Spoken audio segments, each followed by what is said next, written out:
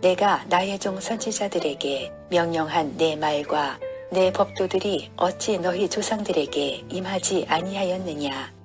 그러므로 그들이 돌이켜 이르기를 만군의 여호와께서 우리 길대로 우리 행위대로 우리에게 행하시려고 뜻하신 것을 우리에게 행하셨도다 하였느니라. 다리오 왕 제2년 11째 달 곧 스바덜 24일에 이또의 손자 베레갸의 아들 선지자 스가랴에게 여호와의 말씀이 임하니라. 내가 밤에 보니 한 사람이 붉은 말을 타고 골짜기 속 화석류 나무 사이에 섰고 그 뒤에는 붉은 말과 자줏빛 말과 백마가 있기로 내가 말하되 내 주여 이들이 무엇이니까 하니 내게 말하는 천사가 내게 이르되 이들이 무엇인지 내가 내게 보이리라 하니 화석류 나무 사이의 선자가 대답하여 이르되 이는 여호와께서 땅에 두루 다니라고 보내신 자들이니라. 선지자들을 통해 주어진 하나님의 말씀이 완전히 성취된 이후 비로소 백성들이 돌이켜 자신들의 행위를 따라 하나님께서 행하기로 뜻하신 바를 행하였다고 인정하고 있습니다. 남유다 멸망 이후에 포로로 끌려간 자들이 바벨론 땅에서 하나님 앞에서 고백한 바를 재차 진술하고 있는 것입니다. 당시 선민들은 하나님의 말씀이 성취되기 전까지는 하나님의 말씀을 들으려 하지도 않았습니다. 그들은 선지자를 통해 선포되는 하나님의 말씀, 특히 유다의 멸망과 바벨론 포로에 대한 예언의 말씀을 거짓으로 규정하였으며 회개를 촉구하시는 하나님의 말씀을 거절하고 있었던 것입니다. 그러다 결국 바벨론에 의해 나라가 멸망한 뒤에야 말씀의 진정성을 인정하게 된 것입니다. 그러나 그것은 너무나 늦은 깨달음이 아니라 할 수 없습니다.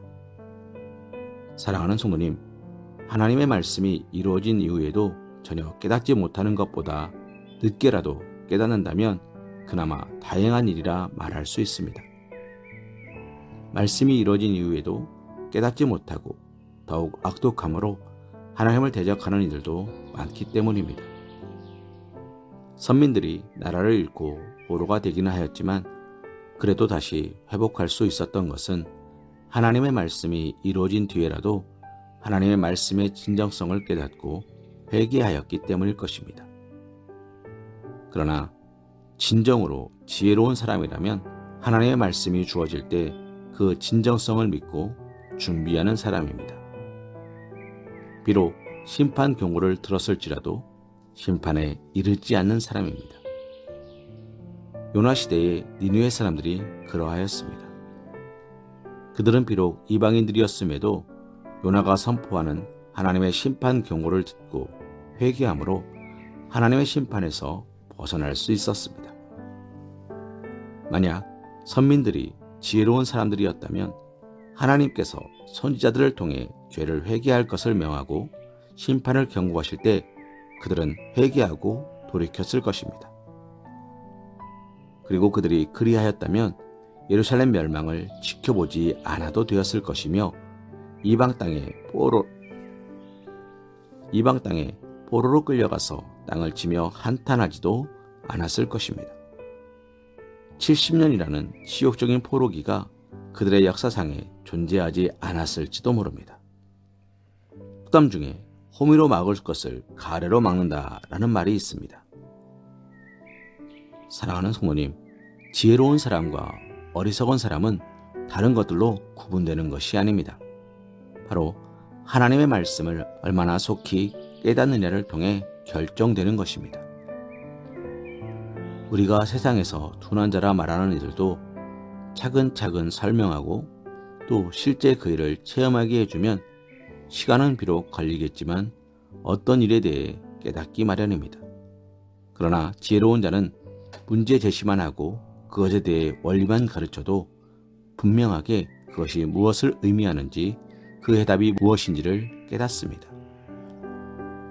둘 다 궁극적으로 깨닫는 것은 동일하지만 얼마나 속히 깨닫느냐가 그의 지혜로움과 어리석음을 결정짓는 것입니다. 영적으로 하나님 말씀에 대해서도 마찬가지입니다.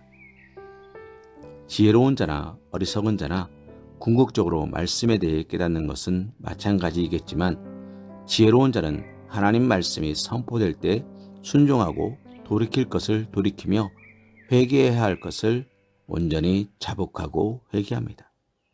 그러나 어리석은 자는 말씀이 선포되고 귀에 들려도 그것에 반응하지 않다가 말씀대로 심판이 이루어졌을 때에야 뼈저린 후회와 더불어 깨닫게 되는 것입니다. 사랑하는 성도님, 오늘 말씀에서 보듯 선민들은 말씀이 선포되고 그것이 이루어진 뒤에야 깨달음을 갖게 되었으며 징계를 받은 이후에야 회개하였고 돌이키며 순종하게 되었습니다. 이것은 너무나도 어리석으며 둔한 것이라 아니할 수 없습니다. 사랑하는 성도님, 우리는 이처럼 어리석은 자들의 전철을 밟아서는 안 되는 것입니다. 오늘 우리가 묵상하고 있는 스가랴서는 포로에서 귀환하였지만 여전히 고난 중에 있는 선민들에게 하나님이 보이시는 환상과 비전을 베푸시는 내용이라 할 수 있습니다. 내용만 본다면 참으로 은혜로운 책, 소망 가득한 책이지만 하나님께서는 선민들로 하여금 과거 조상들의 불의한 면모를 일깨워주는 말씀으로 시작하므로 그 마음을 온전히 하나님께 향할 것을 강조하고 계신 것입니다. 이는 고난 중에 처한 스가랴 당시 선민들에게 암담한 형편 속에서 가장 먼저 구해야 할 것이 무엇인지를 가르쳐주는 것이라 할 수 있습니다. 시련의 시기, 고난의 시기가 닥칠 때, 칠흑 같은 어둠의 터널을 통과할 때 종종 하나님을 향해 내일의 소망, 희망의 빛을 비추어 주실 것을 간구합니다. 그리고 무슨 특별한 환상이나 비전이라도 주시기를 갈망합니다. 그러나 진정 가장 먼저 구해야 할 것은 다름 아닌 하나님 앞에 서는 것입니다. 하나님 안에 우리의 길과 비전과 소망이 있기 때문입니다. 그러므로 우리의 인생의 어두운 터널을 통과하고 있다면, 고난 중에 거하고 계시다면 먼저 하나님께로 마음을 여십시오.